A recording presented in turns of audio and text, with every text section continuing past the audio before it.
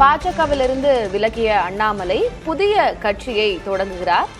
முதலில் இயக்கமாக தொடங்கி அதனை கட்சியாக மாற்றி வரக்கூடிய பொது தேர்தலில் போட்டியிடுவது என்பது அவருடைய நிலைப்பாடாக இருக்கிறது. இன்றைய அவருடைய முக்கிய அறிவிப்புகள் என்ன பேசினார் தனது நேரலையில் என்பதனை நாம் பார்க்கிறோம்.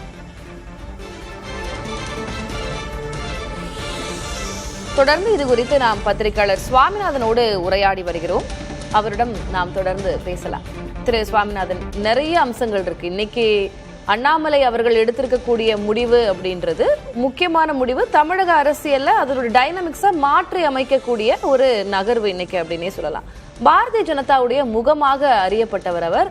பிஜேபி இவர் வந்ததற்கு பிறகுதான் இரட்டை இலக்க சதவிகித வாக்கு எண்ணிக்கையை தொட்டிருக்கிறது. நல்லா வளர்ந்தது. தமிழ்நாட்டில் பாரதிய ஜனதாவுடைய வளர்ச்சி அதிகமாக இருந்தது அண்ணாமலையுடைய வருகைக்கு பிறகு. பாஜகவுக்கு இது எந்த மாதிரியான லாஸ்? இல்ல பெரிய அளவுக்கு லாஸ் எதுவும் இல்லையா? இல்ல பெரிய இழப்பு இது பாஜகவுக்கு. யாருக்கு இழப்புன்னு கேட்டா நிச்சயமா பாரதிய ஜனதா கட்சியை நீங்க சொன்ன மாதிரி தமிழகத்துல கடைக்கோடி வரையும் கொண்டு போனது அண்ணாமலை அவர்கள் தான். டெய்லி செய்தியாளர்கள் சந்திப்பு, திமுகவோட ஊழல் ஃபைல்ஸ்னு வெளியே கொண்டு வந்து தொடர்ச்சியாக அதை பற்றிய குற்றச்சாட்டுகளை கொண்டு வந்தது, இதெல்லாம் சேர்த்து கிட்டத்தட்ட தமிழ்நாட்டில் பாஜக மேல ஒரு பெரிய எழுச்சியை உருவாக்குச்சு. இன்னொன்று தவிர்க்கவே முடியாத இன்னொரு விஷயம் இருக்கு, என் மண் என் மக்கள் யாத்திரை. இங்க அதற்கு முன்பும் பாஜகவினர் யாத்திரை போயிருக்காங்க. எல் முருகன் வேல் யாத்திரை போனார். அது ஒரு கடவுளை மையப்படுத்தி முருகப்பெருமானுடைய திருத்தலத்தை மையப்படுத்தி என் வேல் யாத்திரை அப்படின்னு தான் போனார். ஆனால் இவர் என் மண் என் மக்கள் அப்படின்னு அதுக்கு ஒரு வடிவம் கொடுத்தது. டெய்லி சட்டையிலேயே பார்த்தீங்கன்னா அந்த என் மண் என் மக்கள்ங்கிற லோகோ வைத்திருந்தது. கிட்டத்தட்ட சமூக வலைதளங்களை சிறப்பான முறையில் கையாண்டது. இப்படி பல்வேறு வடிவங்களில் தொடர்ச்சியாக பார்த்தீங்கன்னா கிட்டத்தட்ட பாஜகவுக்கான ஓட்டு வங்கி ரொம்ப குறிப்பாக 2024 நீங்கள் கேட்டது மாதிரி 2% கிட்டத்தட்ட 11% என்கிற ஒரு இரட்டை இலக்கத்தை கிட்டத்தட்ட பாஜகவுக்கு அடைய வைத்தார். ஒட்டுமொத்தம் ஒரு அலைன்ஸை ஃபார்ம் பண்ணாங்க. அது சாதாரண விஷயமே இல்லையே.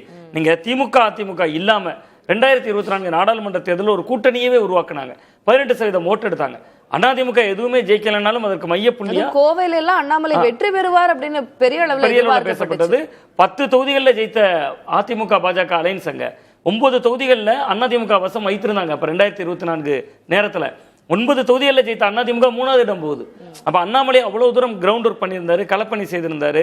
ஸோ அப்ப அந்த ஓட்டுகள் எல்லாமே பாஜகவுக்கு விழுந்த ஓட்டுகள் என்பதை தாண்டி பாஜகவுக்குள் அண்ணாமலை உருவாக்கி வைத்திருந்த வாக்குத்திரள் தான்.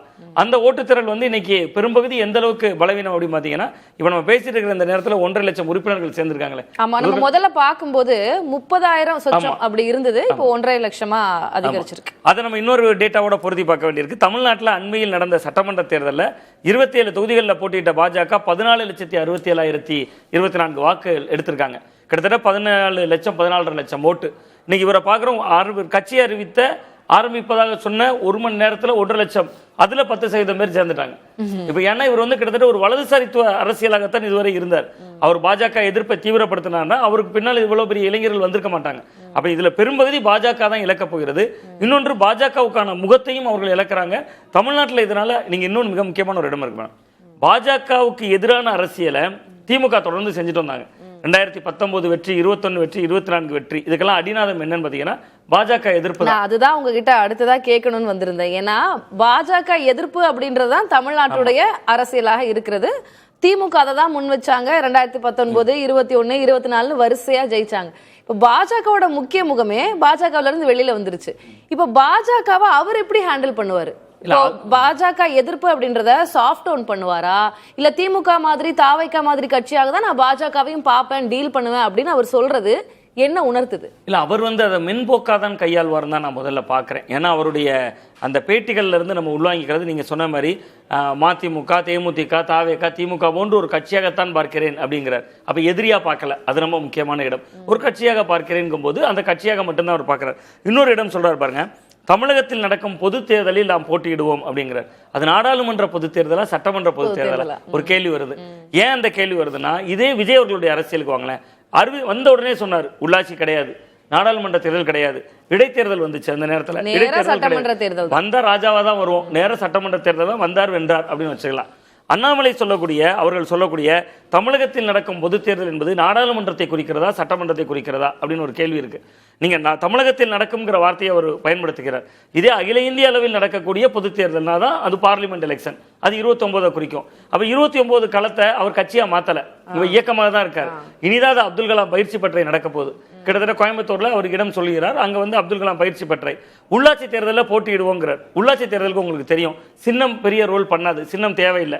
நீங்க கிராம பஞ்சாயத்துல தலைவராகிறதுக்கு சின்னமே வேண்டாம், வார்டு மெம்பருக்கு சின்னமே வேண்டாம். ஊர்ல வேணா கார்பரேஷன்ல, மாநகராட்சியில, பேரூராட்சிகளுக்கு தான் இதா இருப்பாங்க. உள்ளூர் மக்களோட செல்வாக்கு தான் இதுல இம்பார்ட்டன்ட். இதே அரசியல் அஸ்திரத்தை தானே விஜய் எடுத்தார்.